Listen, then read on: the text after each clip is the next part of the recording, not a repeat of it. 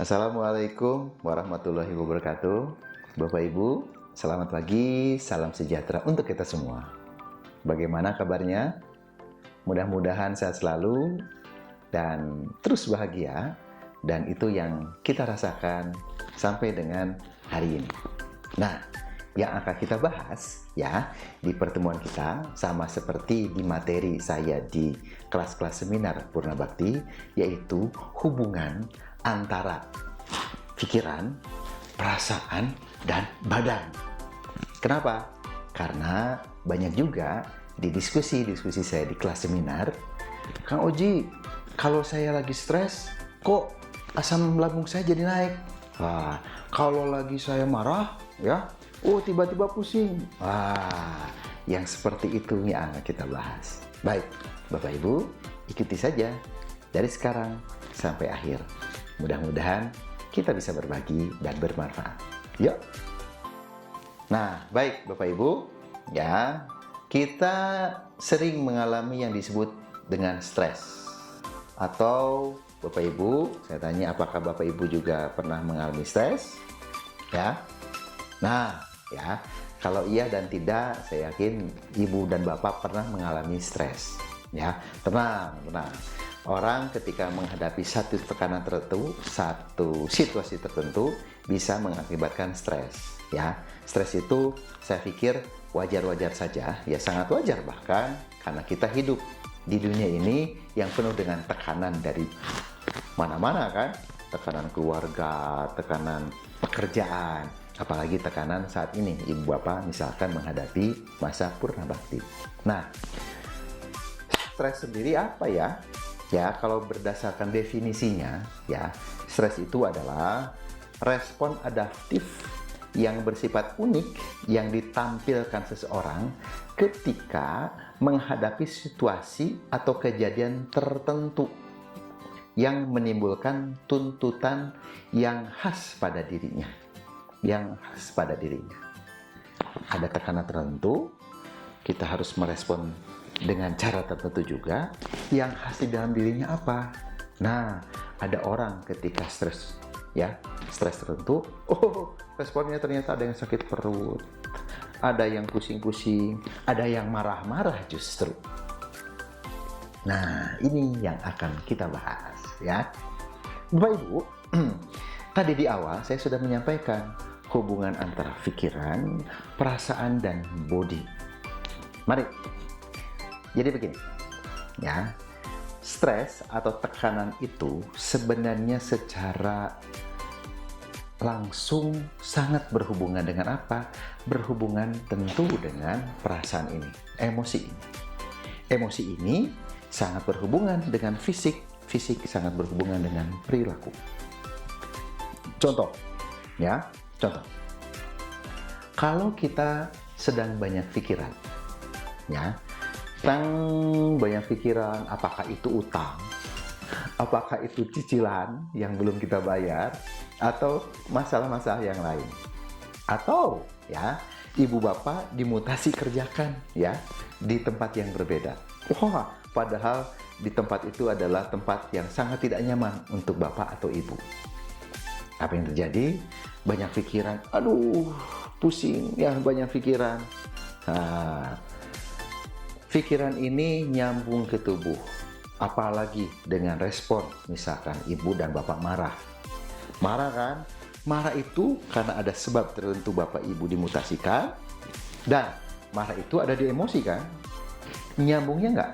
Nyambung banget, langsung apa?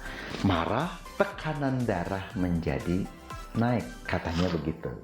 Apa hubungannya? Begini, marah, pokoknya aku nggak mau pindah, misalkan. Ya, jantung mompa jadi lebih kencang, Pak, Bu. Betul kan? Duk, duk, duk, duk, duk. Darah, mengalir jadi lebih kencang. Betul kan, nyambung kan?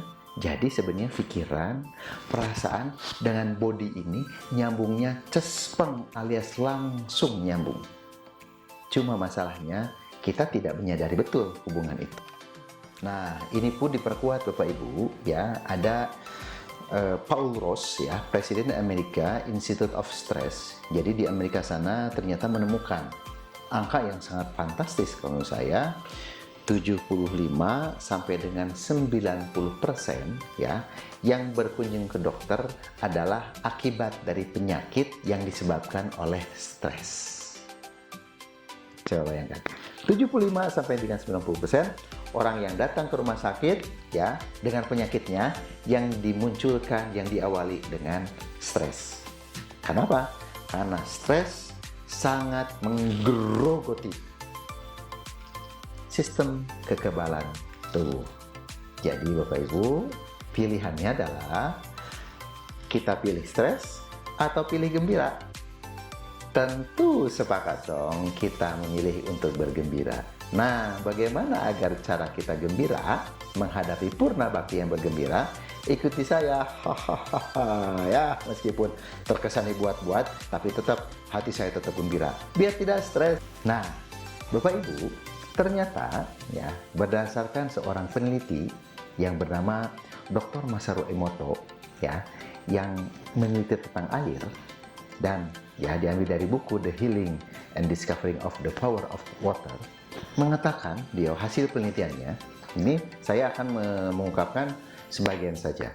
Ternyata orang marah ya, marah selama 5 menit menyebabkan sistem imun ya, kekebalan tubuh depresi selama 6 jam. Coba bayangkan, marahnya 5 menit. Oh, depresi badan ini sistem imunnya 6 jam. Gampang kan kena penyakit? Yang kedua, dendam kesumat itu akan menyebabkan imunnya mati bahkan, ya kan?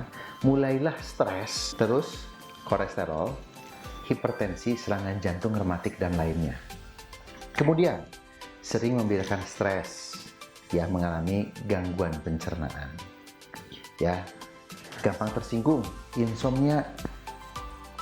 Kemudian, ya berpikir negatif, ya gangguan pencernaan, bahkan sering bersedih, rendah diri. Berdasarkan penelitian ini Jepang sana, ya leukemia. Dan yang tidak kalah menarik untuk kita bahas adalah orang yang kesepian. Ya, orang yang kesepian justru berkurangnya memori dan kontrol terhadap fungsi tubuh. Ya mungkin juga jadi demensia. Ya. Nah itu Bapak Ibu. Jadi berdasarkan penelitian Dr. Masaru Emoto ini menjelaskan ternyata ya yang disebut dengan pikiran, perasaan, dan tubuh ini nyambung banget. Nyambungnya apa? Dampaknya yaitu penyakit-penyakit yang tadi yang saya sampaikan. Padahal di penelitian ini banyak sekali. Jadi saya sarankan Bapak Ibu bisa cek ya di YouTube yang lain ya, di searching saja tentang penelitian Dr. Masaru Emoto. Ya Bapak Ibu, jadi demikian hubungan antara ya pikiran, perasaan, dan tubuh ini nyambung banget.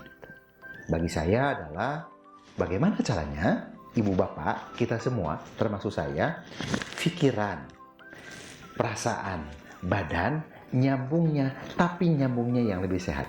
Pikiran yang positif, perasaan yang senang, badan pun menjadi lebih sehat. Jauh dari penyakit. Oke, Bapak Ibu. Terima kasih. Sampai ketemu.